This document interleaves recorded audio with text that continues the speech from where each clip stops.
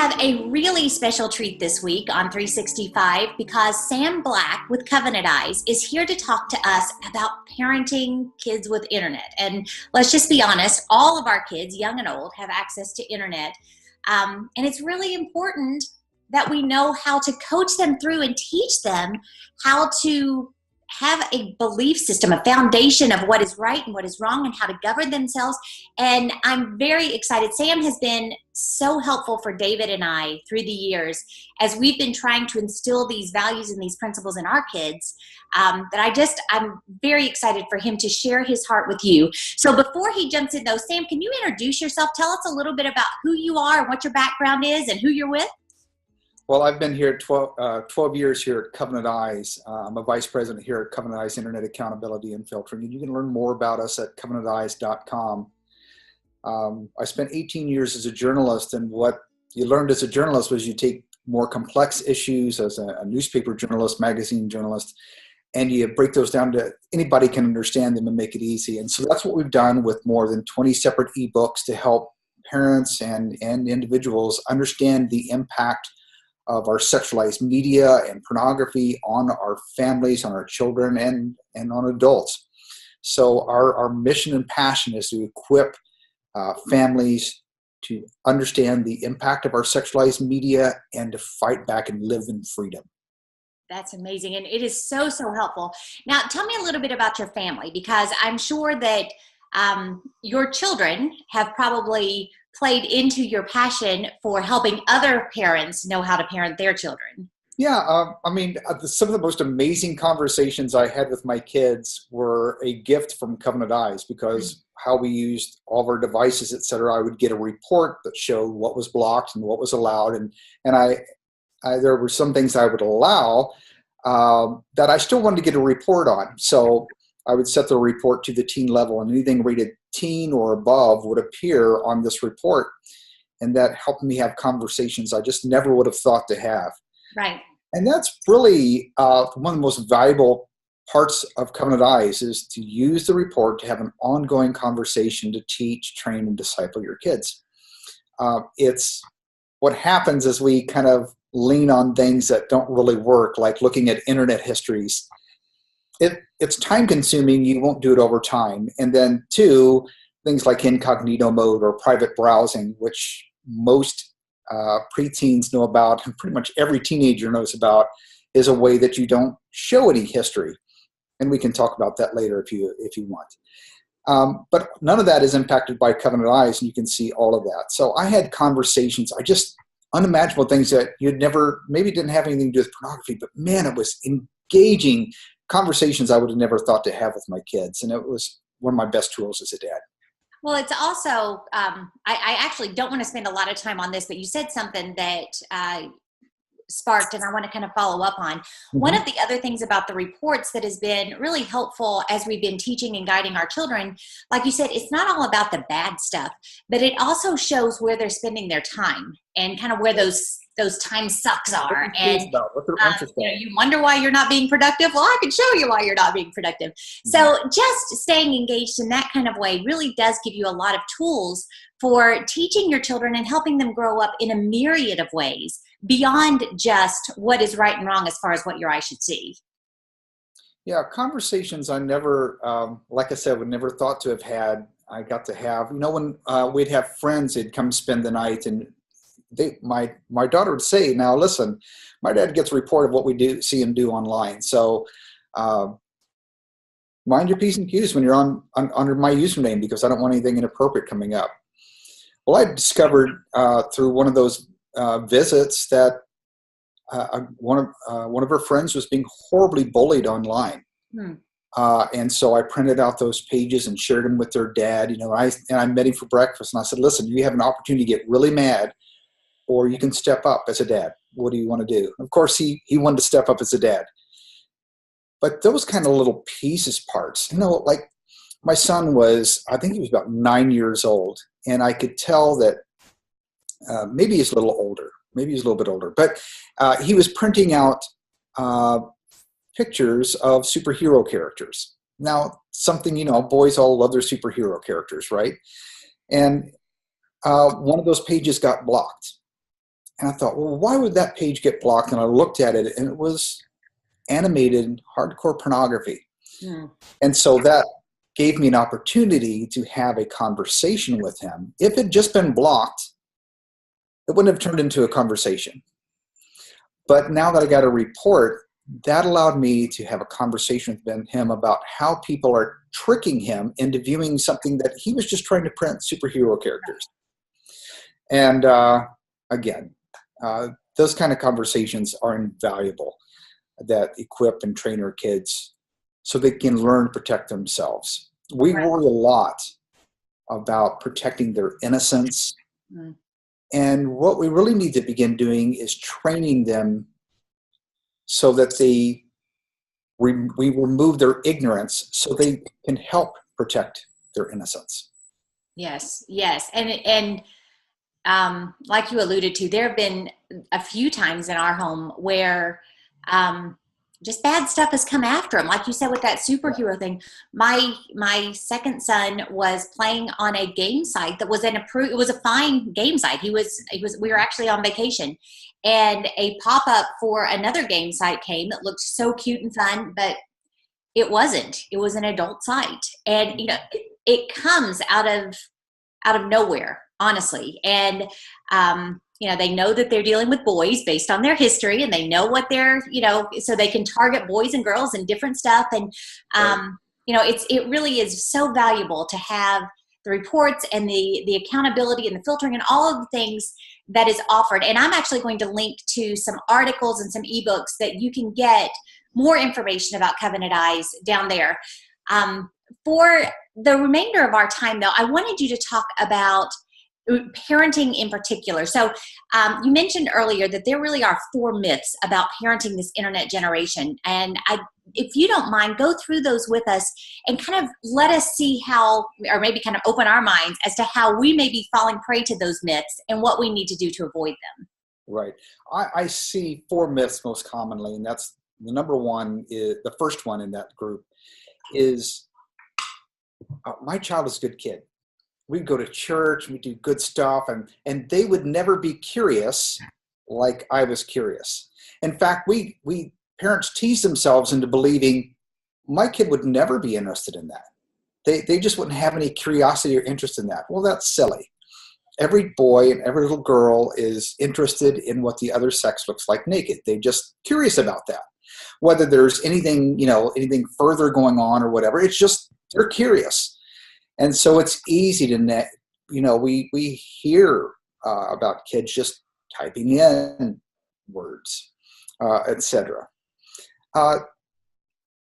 So we need to know about that and protect our devices from that accidentally happening. 2 is if they did see something, well, they just ignore it. It wouldn't have any impact on them because, well, they're such good kids. The problem is we have a beautiful sexuality that was created by God and it has a natural arousal state. I mean, it starts early. And those are just God's design. Unfortunately, it happens earlier than God intended for children today because of all the devices and stuff that are going around. And you might be protecting your devices, but if you're not training your child, well, you're setting them up for failure. I hate to say that, but it's true because kids are exposing other kids to pornography. My son was 8 years old when he was exposed to hardcore pornography by another 8-year-old boy.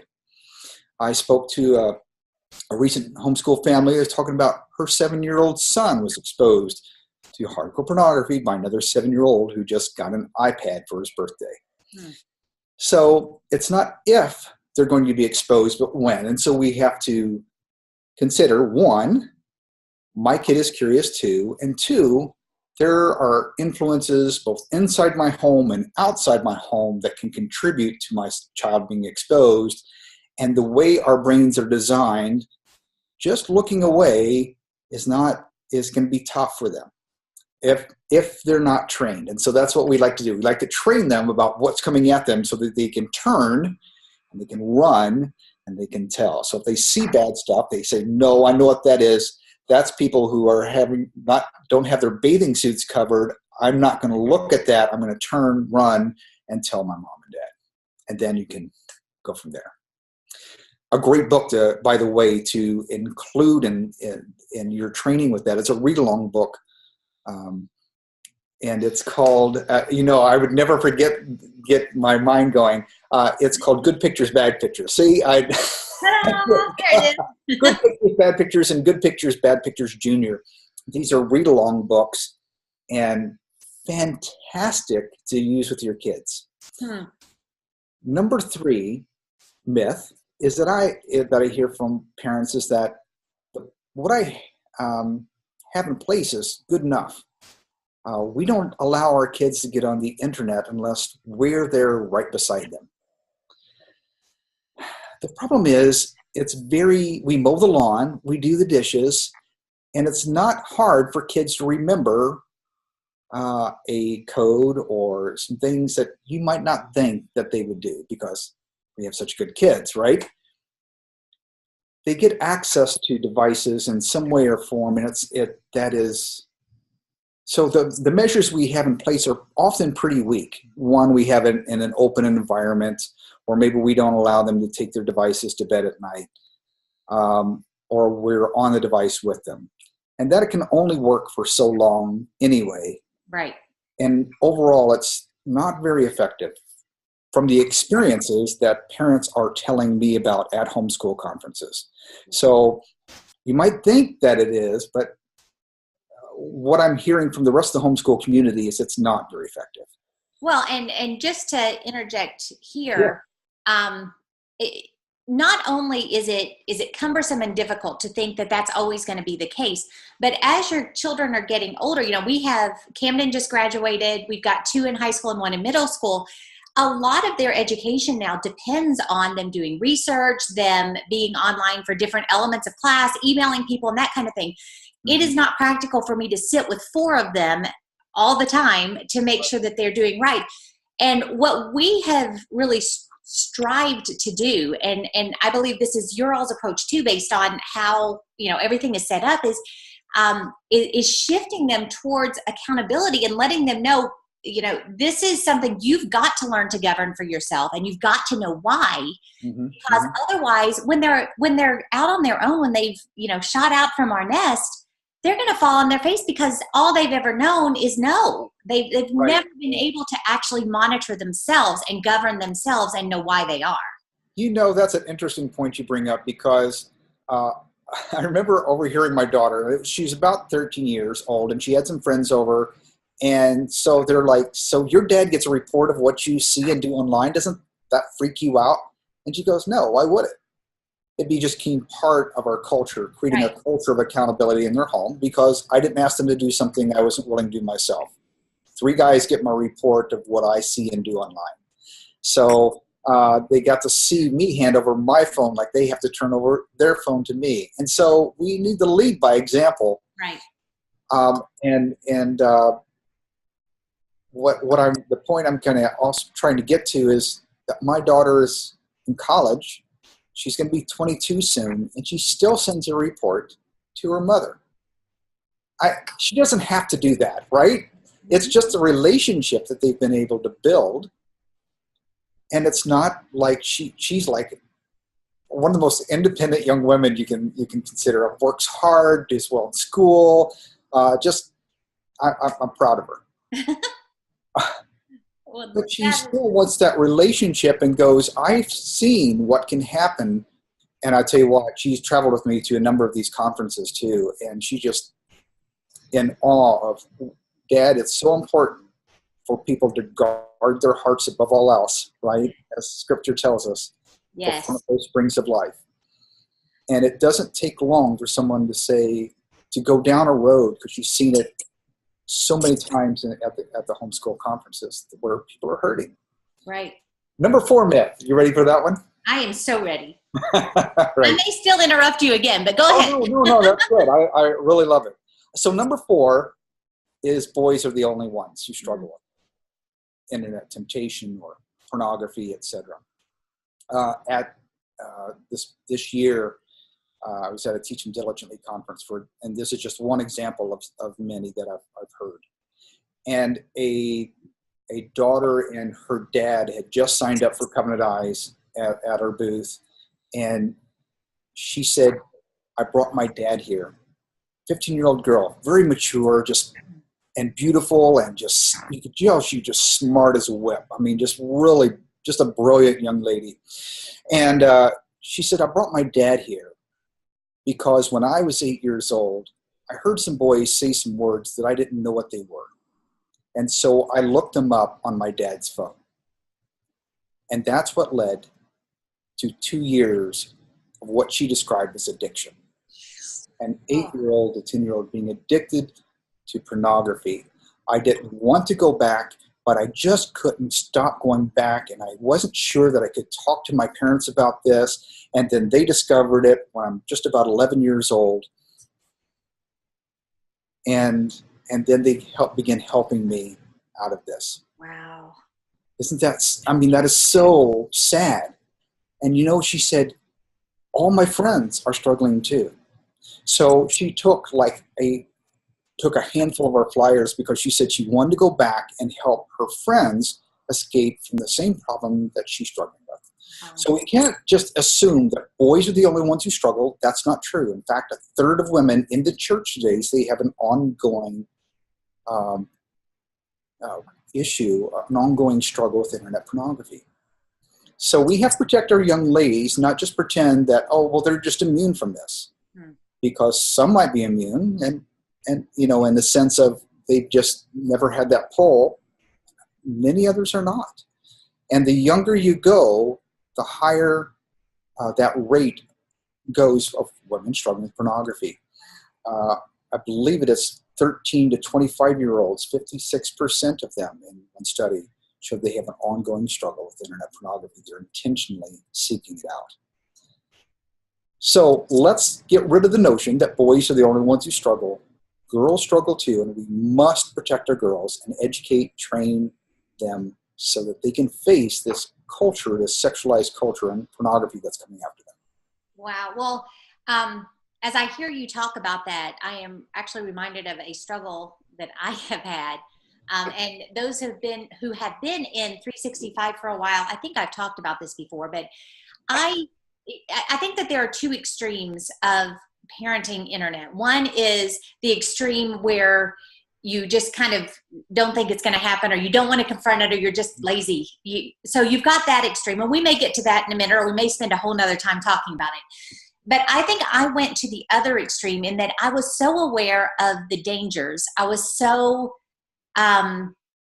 I became so fearful that I was almost paralyzed. And I really started making decisions and parenting my children out of that fear rather than trusting God with my children and equipping them to rise above this and to make wise choices and showing them my love through that instruction and that accountability and so on. So what would you say to those who stories like what you've recounted today are just so fearful that it almost takes our breath away, and we kind of want to lock, let's just shelter them so much that, it all the way. There's not enough locks available. I know. It's really not. So if we were, what I've seen work with kids over and over. All right. So, for instance, remember I told you about the 7-year-old who was exposed to hardcore pornography by another 7-year-old boy who just got his iPad? Wow. Yeah. Well, that mom came running up to our booth. I mean, she was like excited. She was like, runs up to us and says, Sam, I just had to tell you a story about my 7-year-old son who's just been exposed to pornography. And I was like, she sounds really excited, so I think she's going to tell me a good story. And she says, we came and heard you speak. We did exactly what you said. And we used the Good Pictures, Bad Pictures book.